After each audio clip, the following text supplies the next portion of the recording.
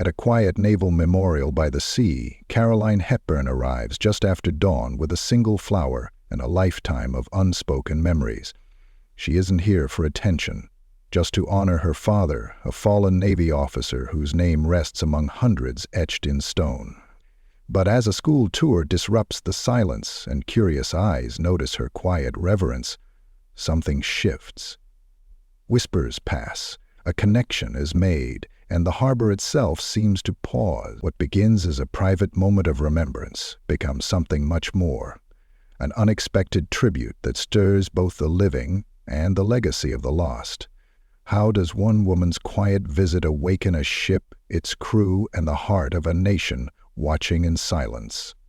Caroline Hepburn had learned over time how to disappear in a crowd. She wasn't invisible, not entirely, but she carried herself with such quiet intention that most people simply looked past her. There was no fanfare in her steps, no urgency in her stride. At 68, her spine remained straight, her shoulders square, and her hands, though thin and mapped with veins, held a kind of patience most people no longer bothered to understand. She had never told her children she was coming here, not because she didn't love them, or because she wanted to keep secrets, but because this visit wasn't meant to be shared. It wasn't for photographs or posted tributes. It was for her. For her and the man whose name rested somewhere along that polished stretch of gray stone, surrounded by hundreds of others who had given everything. She wore a dark green dress that brushed her shins and a lightweight black cardigan that still smelled faintly of lavender sachets. In her left hand, a small bouquet, only one flower, wrapped gently in tissue and ribbon. Her father had always liked simple things. A single white carnation felt right. The staff at the Westport Point Memorial had only just unlatched the visitor's gate when Caroline stepped forward. She didn't rush. Her feet moved with a purposeful slowness, not out of frailty, but deliberation, like someone stepping onto sacred ground. No one greeted her. No one had to. She moved past the welcome center, past the posted map and the gift shop windows still dim with early light. It was barely past opening, and the breeze hadn't yet chased away the morning haze over the harbor. The docked carrier stood in the distance, silent and massive, a floating city resting like a sleeping giant on the calm tide. She didn't glance at it. Not yet. Inside the memorial courtyard, the first steps echoed against stone. Not loudly, but enough that the sound felt personal, intimate, like a whisper in a cathedral. Her eyes scanned the wall, left to right, as if trying to find the right rhythm to search by. Her father's name wasn't near the top. William A. Whitaker, Lieutenant Commander, U.S. Navy, lost at sea. She exhaled, but didn't cry. Her hand rested on the stone, fingertips trailing across the etched letters like they might warm to her touch. The name was clean, well kept, but her fingers brushed it again and again, as if by repetition she might draw him back. For just a moment, just long enough to say, "Thank you." Caroline stood there in silence, and the silence held her. She could have stayed that way for hours. She would have, had it not been for the burst of laughter that echoed suddenly across the courtyard. She didn't turn at first. The sound had no malice to it, just a kind of bright obliviousness that didn't belong here. Then came the footsteps, rapid and scattered, and voices calling out names. High schoolers. A tour group had arrived. Caroline's shoulders tensed. There were maybe 20 of them. Teens in matching shirts, backpacks slung half-zipped, a few holding iced drinks and phones already aimed at statues and plaques. A woman with a clipboard, presumably their chaperone, ushered them forward, trying to balance order with energy. She didn't seem to notice Caroline at first. Most of them didn't. Caroline stepped slightly to the side, keeping her back toward the group. The carnation still rested in her hand. She wasn't angry, not quite. But something about their presence made her feel suddenly small, like a memory being stepped around. A boy's voice cut through. "Who even comes here this early? We're like the only ones here." Another answered with a laugh. "Yeah, just us and Grandma over there." A ripple of amusement followed, short and careless. Caroline didn't turn. Not yet. Then came the sound of a phone camera, one of them snapping a photo, far too close for comfort. "I said no pictures," the teacher snapped quickly. "This is a war memorial, not a field trip to the aquarium." A few murmured apologies. One girl elbowed the boy beside her. "You're such a jerk." He shrugged. The group began to move down the line, the guide trying to steer them toward the history placards. Most of them followed, but not all. A tall, quiet boy near the back paused. He wasn't laughing. His gaze had fixed on Caroline. Not in a mocking way, but curious, almost uncertain. Something about the way she stood, her hand resting on a single name, her flower still waiting to be placed. It had arrested him. He looked to his teacher, then back at Caroline. Without saying anything, he stepped closer, just a few paces, not enough to intrude, just enough that his voice could carry without raising it. He gave a low, crowded halt as he approached, and in front of him, the outline of a... "Ma'am, was he your father?" Caroline's shoulders shifted. She turned just slightly, enough to meet the boy's eyes. Her voice was soft. "Yes." The boy nodded, eyes down for a beat. "Thank you for bringing him here." Caroline blinked. She didn't know this boy. He couldn't be older than 17. He didn't wear anything special. Didn't speak like a trained soldier or a patriotic orator. But his words, simple, honest, landed in her like a gift. "You're welcome," she said, her throat tightening. He gave her a respectful nod, then rejoined the group, saying nothing more. Caroline turned back to the wall. She hadn't expected that. Hadn't expected to be seen at all. She bent down slowly and laid the carnation at the base of the stone. Her fingers lingered, just for a second. Then she rose. The sun had climbed higher now, pushing light across the water. A naval officer in dress whites appeared near the railing by the harbor's edge, just outside the memorial's bounds. His face was unreadable. His posture, however, still and respectful, was unmistakable. He was watching her. Caroline's eyes met his for the briefest second. He gave a short, silent nod and turned away. She didn't follow him with her eyes. She didn't need to. Something was stirring. She wasn't sure how she knew, but she felt it. Caroline didn't move right away. The flower had been placed. Her father's name had been touched, remembered and spoken aloud in her heart, and yet something kept her standing there.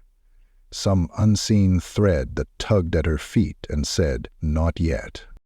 The boy who'd spoken to her had melted back into the tour group, and they had shuffled toward the other side of the memorial, distracted by the architecture or maybe just the novelty of being out of school. Caroline watched them from her periphery, their voices rising and falling in the distance like the ebb of a restless tide. The teacher was doing her best, reminding them to keep their voices down, pointing to the educational panels, but the energy of youth didn't yield easily to reverence. She didn't blame them. They hadn't lived through war.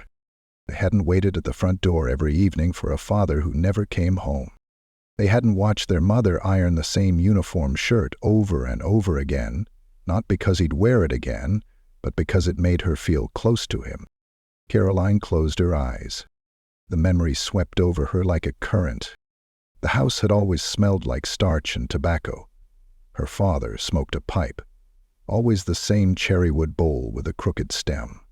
He would light it just before sunset and sit on the back porch, watching the trees move. She remembered sitting on the steps below him, hugging her knees, listening to the crackle of the tobacco and the creak of the chair.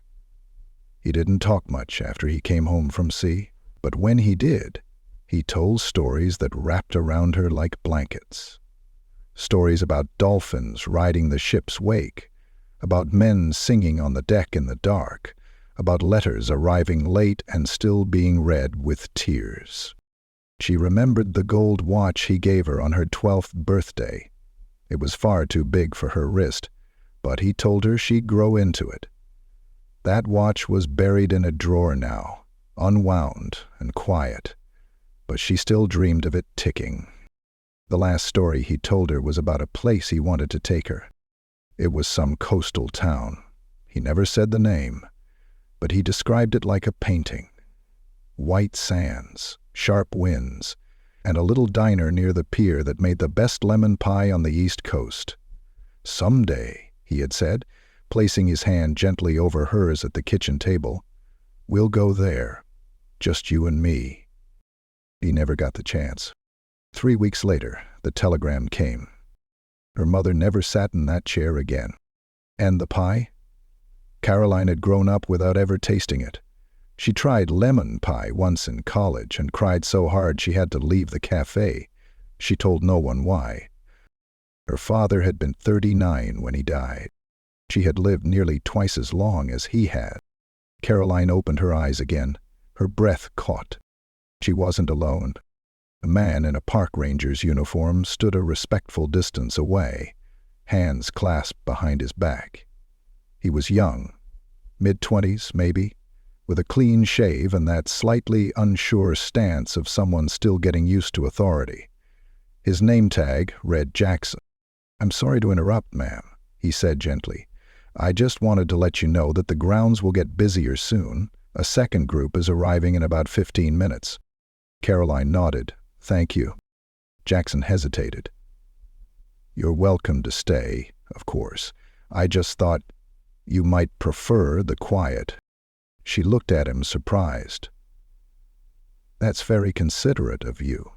He smiled sheepishly. "Most people who come this early, they're not just sightseeing." Caroline said nothing, but her eyes lingered on him for a moment longer, then drifted back to the wall. Jackson stepped forward slowly. "If you're looking for a specific name, I can help. I know most of them by heart." Her lips pressed together. "William Whitaker." "Lieutenant Commander." His expression shifted. Respectful, thoughtful. Section 4, lost in the South Pacific, he went down with the Marion. "We don't get many visitors for him. I'm his daughter." Jackson lowered his gaze for a second, the weight of her words settling over him. "I'm honored to meet you, ma'am." She gave a small nod. "He died before I turned 13. I'm sorry. Was a good man. A quiet one, but good."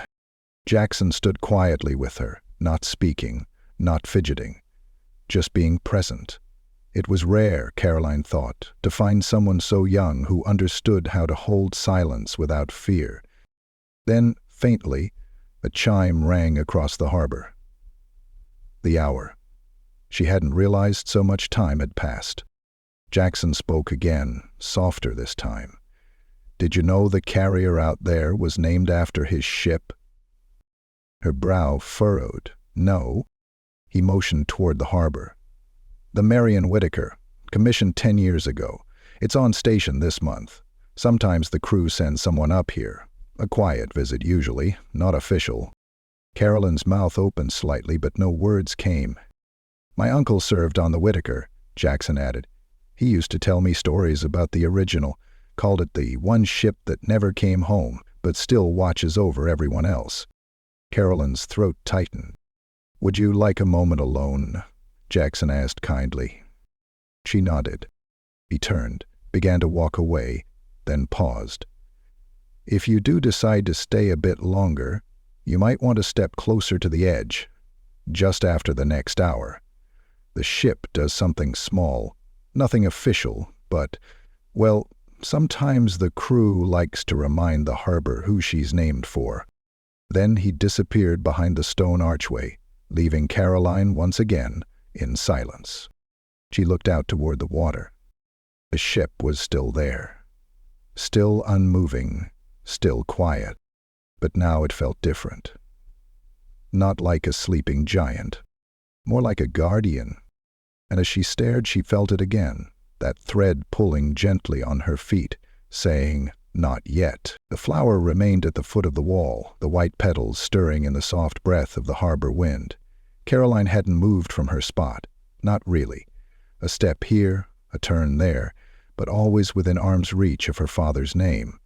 Her heels had rooted themselves in that quiet square of stone, the world shifting around her like a carousel in slow rotation. Beyond the columns of the memorial, the teenage tour group had begun drifting back toward the center of the courtyard. A few clustered around the bronze statue of a naval officer saluting. Others leaned against benches, thumbing through their phones with glazed expressions. Mrs. Durant, their chaperone, stood with both hands gripping her clipboard like it was the only thing keeping her from shouting. One boy in particular, tall, restless, wearing a ball cap turned backwards, broke from the others and wandered off without permission. He approached the memorial wall casually, hands stuffed in his hoodie pocket. Caroline watched him through the corner of her eye, sensing trouble before he even opened his mouth. Wonder if any of these guys were actually heroes, he muttered. He leaned in toward the wall, squinting at a name. Bet some of them just got lucky and died early. Caroline turned to face him fully. He hadn't noticed her. Not yet. Maybe they made a mistake and put a cook up here by accident, he went on, smirking as he tapped the wall with one knuckle. Or someone who cleaned the toilets. That's enough. Her voice wasn't loud. It didn't need to be. The boy looked up sharply, clearly startled. He hadn't seen her there, hadn't expected anyone to speak. "I said," she repeated. "That's enough." He straightened, bristling at the tone. "I didn't mean anything by it, just talking." "You're standing in front of men who died serving their country," she said, not backing down. "They are not decorations. They are not statistics. And they are not yours to mock." The boy's face flushed red, not just from embarrassment, but from the discomfort of being called out by someone old enough to be his grandmother.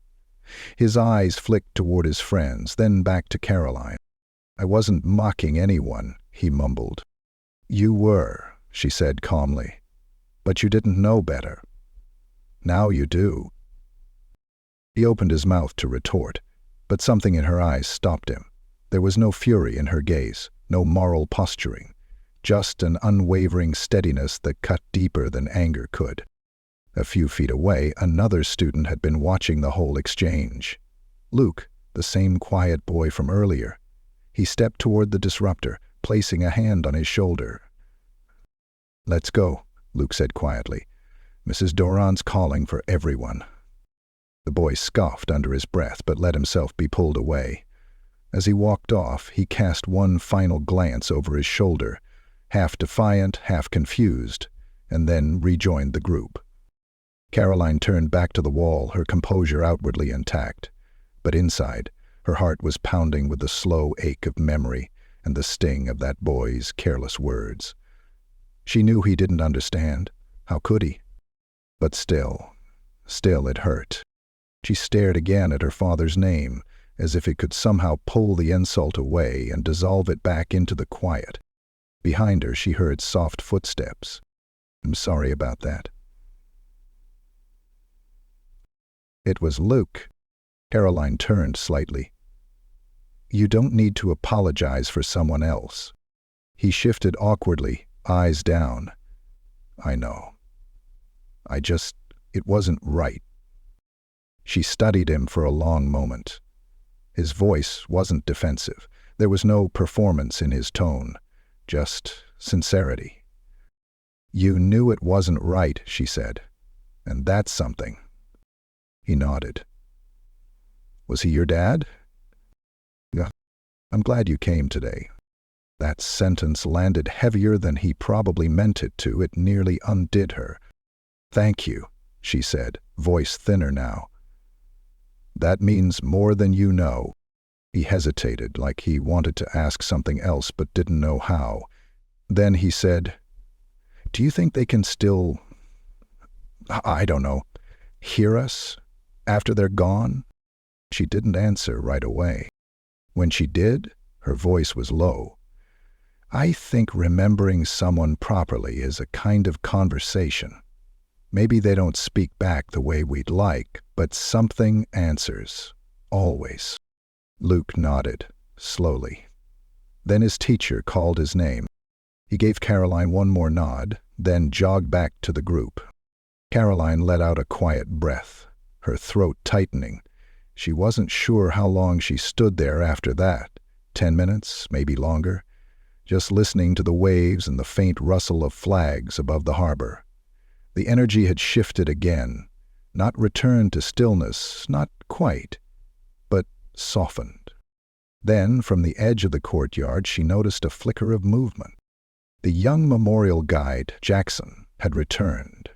He was speaking with a man in uniform, an officer with silver trim and a chest full of ribbons. They spoke briefly, then both turned their eyes toward the water. The carrier. Caroline followed their gaze. The massive vessel remained still at anchor, but something about it felt alive now, as if it were holding its breath. Jackson said something to the officer. The officer nodded. A third figure, another sailor, lifted a small device to his mouth. A radio, maybe. Caroline took a slow step toward the railing. From the corner of her eye, she saw Jackson glance toward her. Their eyes met. He gave a faint nod. Then the sailor at the harbor edge lowered his device, and the courtyard fell silent. The teenagers stopped talking. The teacher stood still. Even the wind seemed to hold back, just for a moment. Caroline placed both hands on the stone railing before her, heart suddenly thudding in her chest. Something was coming, and it was meant for her. The sound came slowly, so slowly that for a moment Caroline thought she'd imagined it. A single tone, soft and low, drifted across the water like a whisper. It wasn't music yet, not quite, just a single note rising from the distant carrier, fragile as mist. Then a second joined it, then a third, and suddenly it was unmistakable. The first strains of Eternal Father, Strong to Save, known by sailors everywhere as the Navy hymn, floated through the air. Caroline didn't breathe. The hymn wasn't loud. It wasn't blared through speakers or accompanied by a ceremonial canon. There was no announcement, no crowd gathered in formation, and yet it felt larger than anything she'd ever witnessed. The ship, a monolith on the harbor, seemed to sing, its steel bow echoing the solemn notes with reverence. She turned slightly, just enough to glance at Jackson and the officer still standing by the path near the waterfront. Neither of them moved. The officer stood at rigid attention, his hat tucked beneath his arm, his face toward the ship. His lips moved, barely, in time with the music. Caroline could tell he knew the words. So did she. She hadn't heard the hymn since her father's funeral. The military chaplain had read the verses from a small leather-bound Bible, his voice trembling, competing with the cries of seagulls overhead and the aching silence of folded flags. Now here it was again, alive, played just for her, or rather, for him. Behind her, the group of teenagers had gone completely still, phones lowered, voices silenced, not by command, not out of fear, but because something sacred had made itself known in their presence, and even the young could feel it. Luke stood near the back, his hand resting on the bench beside him. His eyes weren't on his classmates, they were fixed on the ship, his expression unreadable. Caroline's hands tightened around the railing. A tear she hadn't meant to shed slipped down her cheek. The hymn continued, winding its way through the harbor, each note hanging in the air like folded prayer. It didn't demand attention. It didn't need to. It simply was. A sound from somewhere deeper than memory, older than grief, calling out to the sea. She could almost hear her father's voice again. He used to hum when he was nervous. Not a song, just a tune, under his breath. sometimes while shaving, sometimes while checking the mailbox, sometimes when reading the newspaper and pretending not to worry about deployment orders. She hadn't realized until now. It was this hymn. All those years, he'd been humming this. It wasn't until the final note faded that Caroline realized her hand had moved to her chest, fingers resting gently over her heart. She didn't know when she'd done it. The moment had pulled her in so fully, her body moved before her mind could catch up. The harbor was still.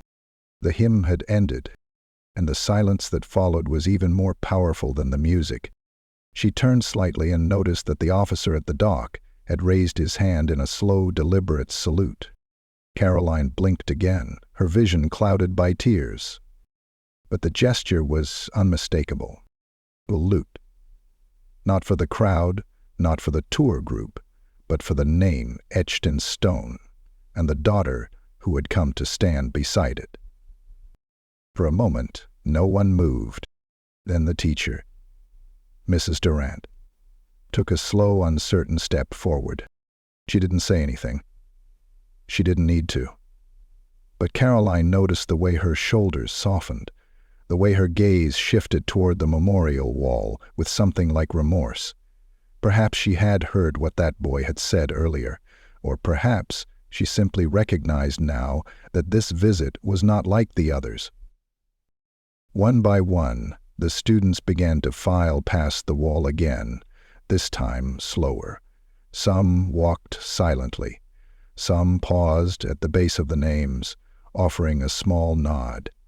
One girl whispered, "Thank you," under her breath. Even the boy in the backward cap said nothing this time. He looked down, then away, and walked off with his hands in his pockets. Luke lingered, giving Carolyn a soft look of understanding, before following the rest of his group. She turned back to the ship. Its lights remained steady. Its deck was empty from this distance, but she knew. Somewhere on that vessel, someone had made a decision. Not a bureaucratic one, not a protocol, but a human one. Someone had seen her standing here, seen the name, and decided it mattered. The carrier was no longer just a piece of machinery to her. It had become something more, a living tribute, a message passed down through time, saying, "We remember." Caroline stayed a little longer after the students left. She didn't speak to anyone. She didn't take any pictures. She didn't need to. Some moments weren't meant to be captured. They were meant to be carried. As the wind picked up gently across the courtyard, she reached into the pocket of her cardigan and pulled out a small square of folded paper. It was yellowed at the edges, worn from time and touch. She opened it. It was the last letter her father had written to her. It had arrived after the news of his death, forwarded from a Navy post office, stamped with the word "undeliverable," and later remailed by someone who must have cared enough to try again. She'd only read it once before. But now, she read it again, quietly, lips barely moving. "Sweetheart, if you're reading this, it means the world has gone sideways, and I didn't get the chance to bring you that lemon pie. I hope you know that everything I did, every watch I stood, every wave I faced, was so you could live free, be kind, be strong, and when the wind carries my voice back to you, just know it's never really left. Love always, Dad." She folded the paper carefully and pressed it back into her pocket. The carrier remained silent now, as if it had given all it needed to give. Caroline stepped away from the wall at last.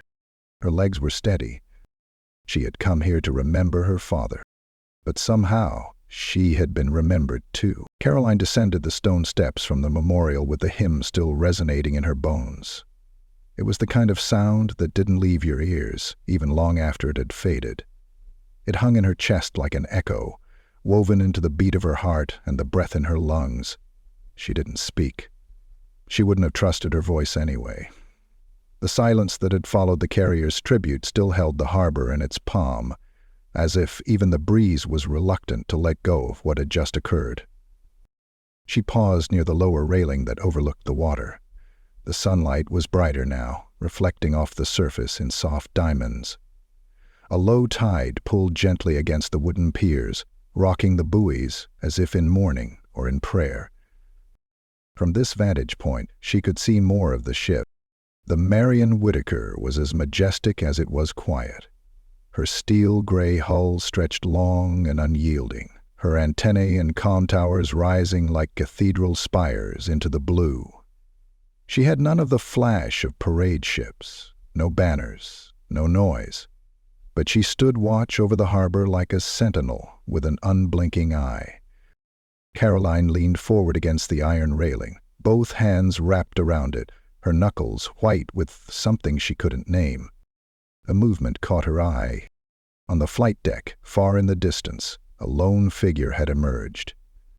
He stood tall, not at attention but present in a way that acknowledged the entire scene. A moment passed, and then, slowly, deliberately, he raised his hand in a crisp salute. Caroline couldn't see his face, but it didn't matter. The gesture was unmistakable. He held it for several seconds, not in a rush, not as part of a drill. Then, with that same steady pace, he lowered his arm and disappeared back into the shadow of the ship's tower. Caroline exhaled. It was like being seen all over again, without a word spoken, without a question asked. There was no broadcast, no ceremony, just one sailor, one motion, and an understanding that crossed the great distance between grief and honor without ever needing to explain itself. The voice came from behind her. She turned. It was Jackson. His hands were clasped respectfully in front of him. His posture, like everything about him, suggested both respect and the awareness that this was not a conversation to be forced. "I just wanted to say," he hesitated. "They didn't tell anyone about what they were going to do. It's not part of the daily program." "I know," she said softly. "It wasn't for a program." He nodded. "It was for you." "No," she replied, eyes drifting back to the ship. "It was for him." Jackson didn't correct her. He didn't need to. He looked out toward the water, standing beside her now, the silence folding over them again.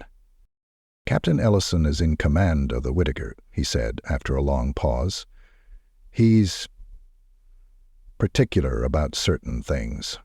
The crew respects him. He doesn't waste moments." Caroline gave a small smile, faint but sincere. He didn't. There was a stillness between them, the kind shared by people who understand the weight of a thing and agree not to shatter it with words. Then, from behind them, the soft hum of activity returned. A new tour group had arrived. Smaller, older, mostly couples and veterans. Some wore hats from past wars. Some moved with canes. Some walked hand in hand in a kind of quiet that said they'd lived long enough to understand what couldn't be said. Caroline stepped aside, letting the path clear for others. But before she left, Jackson held out a folded piece of paper. "This was left in the visitor's ledger a few weeks ago," he said. "I wasn't sure if I should show it to anyone, but after today, I think it belongs with you." She hesitated, then took the paper and unfolded it slowly. The handwriting was neat, blocky, military. It read, "To the daughter of Lieutenant C.M. McMurker, William Whittaker.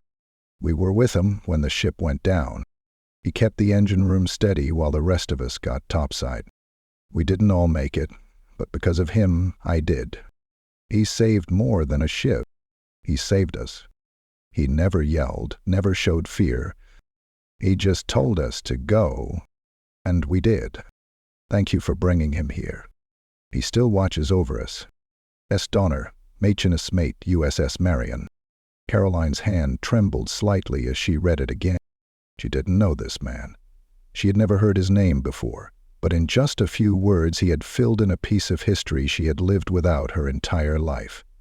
Her father's final moment. Spoken not by brass or records, but by someone who was there, in the noise and fire and panic. She closed the note gently, holding it to her chest for a moment before slipping it into the pocket beside her father's letter. 2 letters. 2 voices from the same storm. And now finally 2 answers. Jackson waited until she finished, then asked, "Would you like me to walk you back up?" Caroline looked at the hill, then at the path behind her. "No," she said. "I think I'll stay a little longer." "Of course." He paused. "Would you like a chair?" "No," she said again, eyes never leaving the harbor. He wouldn't have sat, either. Jackson smiled at that, tipped his head, and left her alone with the water and the quiet and the ghost of a hymn still playing in the recesses of her soul. Caroline moved to the last bench overlooking the sea and sat, not to rest, but to reflect. A breeze stirred across the harbor, lifting her silver hair and the hem of her cardigan. She didn't fight it. She looked out at the carrier again. There was no motion on deck now, no music, no salute. Just the silent watch of steel over water, and beneath it all, the invisible presence of those who never returned. Caroline closed her eyes, leaned back slightly, and breathed in. She could still feel him. Yeah, in this place, in that song, and in the hands of strangers who hadn't forgotten. Caroline Hepburn didn't know how long she sat on the bench, only that time felt gentler now, like a wave that rolled forward, slowly but without force. The wind had changed direction, carrying with it the scent of sea salt and faint diesel oil from the carrier moored offshore. The Marion Whitaker, named not just for a ship but for a man, her father. She kept her eyes on the water, watching how the light danced along the ripples, broken now and again by the shadow of a seabird or the slow bobbing of a buoy. It was quiet again, though not the same kind of quiet as before. This was the kind that follows a resolution, the kind that comes not from absence, but from fulfillment. Somewhere behind her the sound of low conversation and distant footsteps came and went. Tourists passing through, couples pointing toward plaques, a guide softly explaining the historical importance of this or that. But no one approached her now. It was as if the moment she had lived had marked the space around her, and the world knew to leave it intact. Caroline reached into her cardigan and touched the folded notes in her pocket. Her father's letter, the machinist's testimony. She didn't need to read them again, not right now. She had the words memorized. They had carved themselves into her like initials on a tree, firm and irreversible. But more than that, she no longer needed them to prove something. For years, she'd wondered who he'd been in the final hour. Now she knew. Not through ceremony, not through formal honors, but through a few plain lines from a sailor who had lived because her father had done his job without hesitation. She stood slowly, knees creaking slightly as she straightened. A lifetime spent carrying other people's burdens had left its mark on her body, but she carried herself with the poise of someone who had always known where she stood, even when the world didn't see it. The memorial behind her had grown busier. A small family walked past, their 2 young sons running ahead to trace names on the wall with eager fingers. Caroline watched them for a moment, half smiling. The father called them back gently, reminding them to be respectful, his voice calm but firm. They obeyed without protest. That, she thought, was hope. She turned toward the path and began walking, not quickly but not slowly either. Each step was lighter now, not because she had left grief behind, but because she had placed something down beside it. Understanding. Recognition. Closure, perhaps. As she reached the courtyard once more, she saw Jackson waiting near the visitor's desk, speaking quietly to a woman in a blue blazer. He noticed her and excused himself quickly.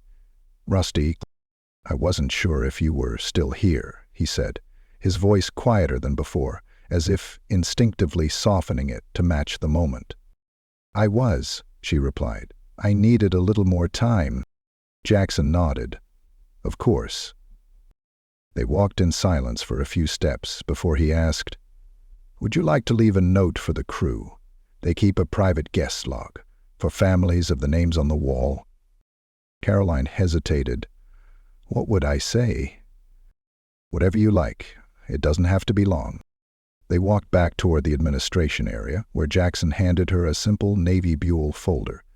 Inside was a sheet of high-quality stationery bearing the insignia of the USS Marion Whitaker and the header, Legacy Journal, Family Reflections. Caroline sat at a writing desk by the window. She took the pen slowly. Then, after a moment, she wrote, To the crew of the Marion Whitaker. Thank you for remembering my father, not as a name carved in stone, but as a life lived in service. Today you gave me a gift that words cannot match, one I will carry with me for the rest of my days. You reminded me that even the quietest heroes are never truly gone, not when others choose to remember. Keep standing watch. Keep honoring the ones who made your path possible. With gratitude, Carolyn Hepburn, daughter of Lt. CMD William A. Whitaker. She signed it with a steady hand and slid the paper into the journal. Jackson closed the cover gently and placed it back in its drawer, sealing it with care. When they stepped back outside, the breeze had shifted again. A bell rang out from the harbor, a single toll from the ship's brass, slow and resonant. A maritime signal. Not a command, not a warning, just a presence. Caroline closed her eyes at the sound. It was like hearing a voice through time. A few tourists turned their heads toward the sound. One even placed a hand over his heart. But no one asked what it meant. Somehow they seemed to understand that the meaning wasn't theirs to claim. Jackson walked with her as far as the memorial's main gate. He paused as she reached for the latch. I'm glad you came today, he said. She looked at him, eyes soft but clear. So am I, and I'm glad they knew. She tilted her head slightly. Who told them? I didn't, he said honestly. Not directly, but sometimes the right people pay attention, and the right names still carry weight. Caroline nodded. She wasn't sure whether it had been a sailor at a window, a name cross-hected with a database, or simply one crew member who saw a woman stand too long at one name on a wall and knew what it meant. It didn't matter. The result had already spoken for itself. Goodbye, Jackson. Goodbye, Mom. Caroline stepped through the gate and down the winding path toward the parking lot. As she reached the bottom of the hill, she paused and turned back once more, gazing up toward the memorial perched at the top, haloed now by late afternoon sun. The flags waved gently behind it, caught in a current that only they could feel. She imagined her father, young and laughing in his uniform, pipe in hand, sunburned at the shoulders, standing just behind her with one palm resting quietly on her back. A man of few words, but always, always steady. She whispered into the wind, You can rest now, Daddy. Then she turned and walked away, her steps firm, her chin high, her heart lighter than it had been in decades. She didn't look back. She didn't need to. Some places never leave you once you've stood there. And some names, if remembered properly, never fade. The Marion Whitaker would sail again, and so would she.